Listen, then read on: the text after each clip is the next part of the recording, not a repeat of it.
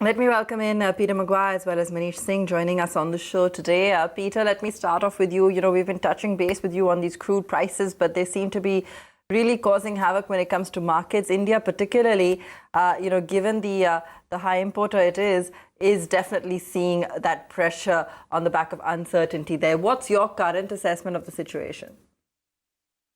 Well, I mean, it's quite fascinating how it's played out over the last matter of, say, 48 hours. It's hard to put I think, a fair temper to what we've experienced and what we've seen over those moving, hour-to-hour fluctuations. The market has taken on board and what we saw in New York really highlighted that. We've seen a little bit of profit taking during today, but the uncertainty, and that's the great challenge moving forward. Where does this take so many different components? The IPO from Saudi Aramco, what's happening as far as are there going to be repeated strikes? What does President Trump do? And as far as the supply side, are they actually able to get back online? And there was they were saying we'd be able to do it in 5 days. So they're just some of those little moving parts that need to be digested to the market. Manish, what's your reading of the situation? I mean, how much trouble are we in for here? Because, we've already seen markets dealing with several moving factors, and this has definitely come as a shock. Oh, hi, good afternoon. Yes, so my initial thoughts is that we have seen the initial bounce in oil price come down. There are a few things to bear in mind. Initially, the Saudi officials said that the supply could be restored within a matter of days. Now that has changed. It could take weeks and months. So that's the risk factor. The other risk factor to bear in mind is that what if there was another attack and whether they can defend that. So those are other risk factors to bear in mind.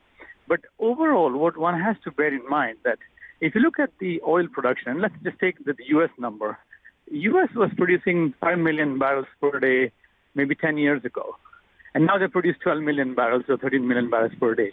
Oil price then was $60. Oil price still is $60.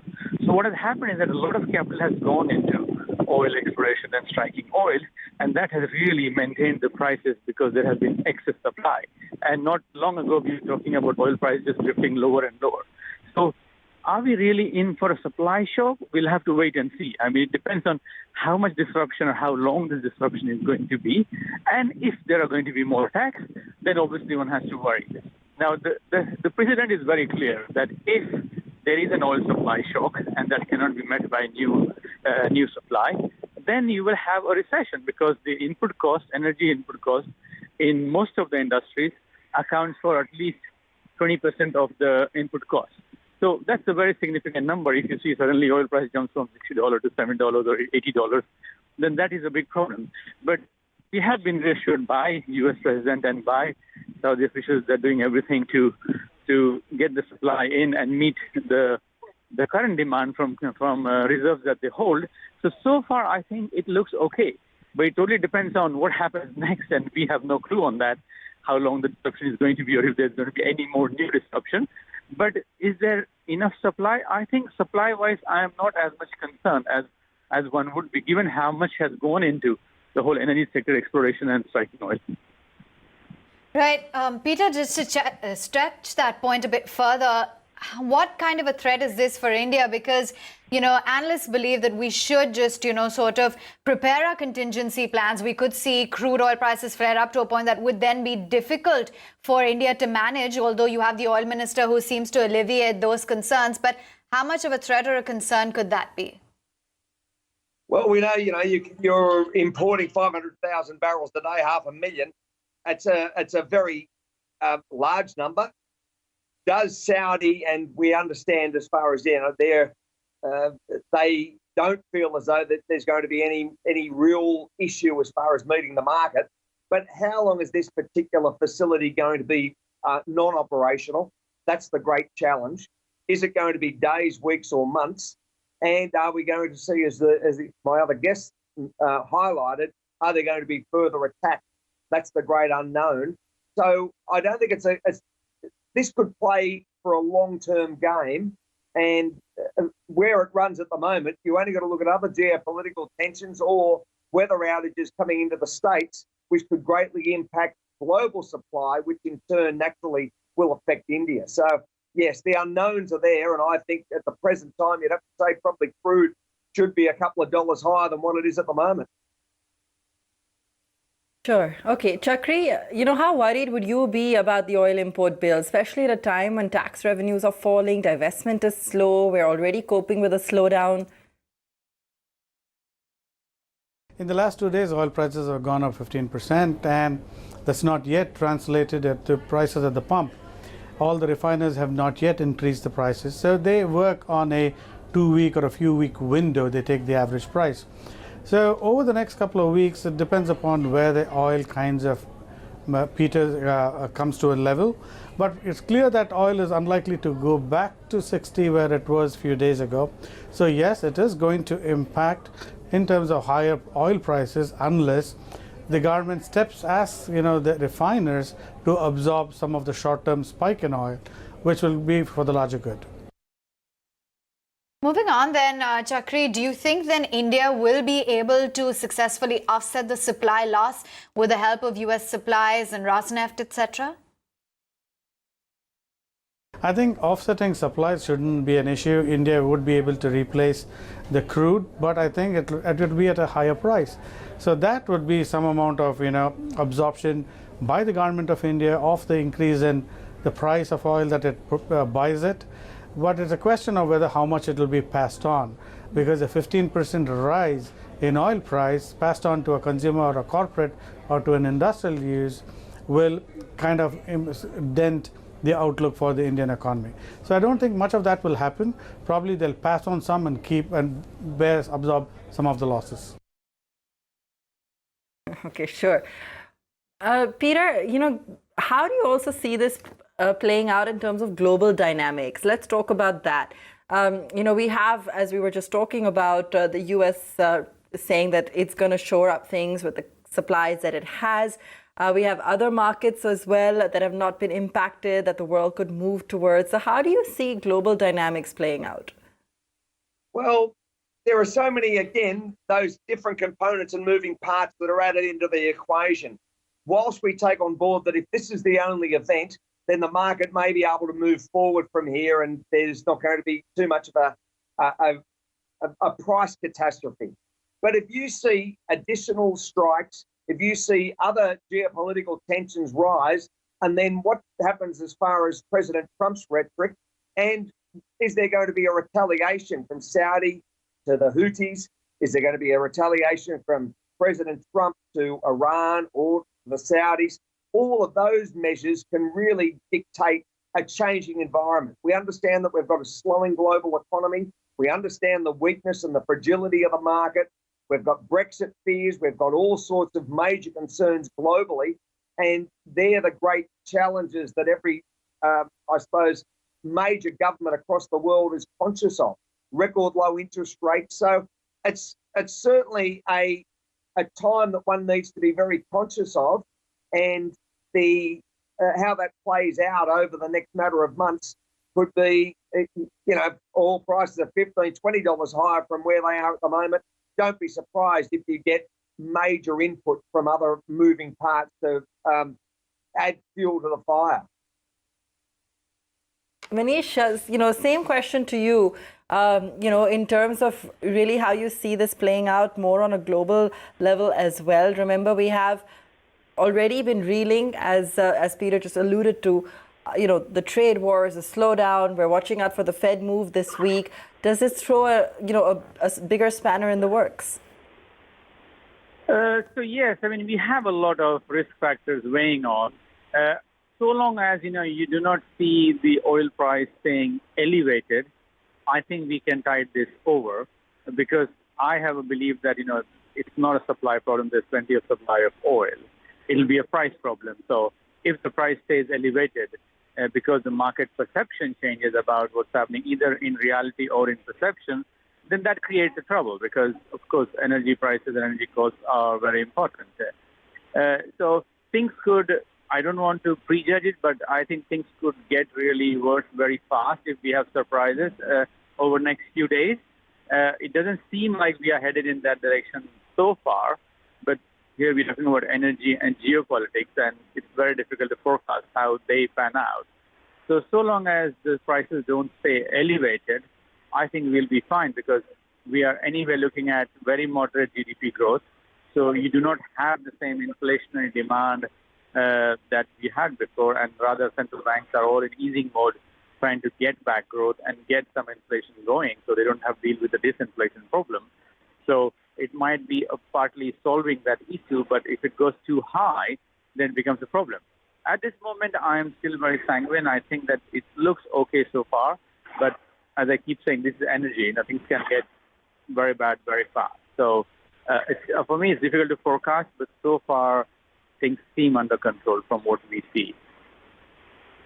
Stay on with us, Manish, as well as Chakri and Peter. Lots more to chat about, but let's also hear it then from Jonathan Bharat, Chief Investment Officer at Probus Securities. He gave his view on how this volatile situation with crude is going to impact the global markets, as well as what the opinion is at a time when the geopolitical situation as well is high and there's a tight supply. Crude oil prices could potentially remain elevated for some more time, is what he believes.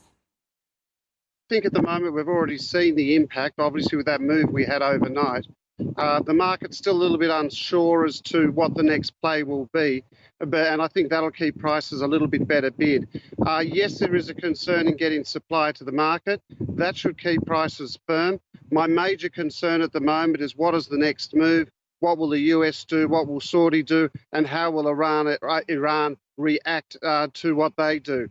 So in my mind, still quite a fluid moment, but I think that will keep prices relatively well bid from here. The situation calms, more supply. We do know more supply is coming on the market, obviously, with what the US is doing. I get a sense that it is all about that geopolitical situation at the moment.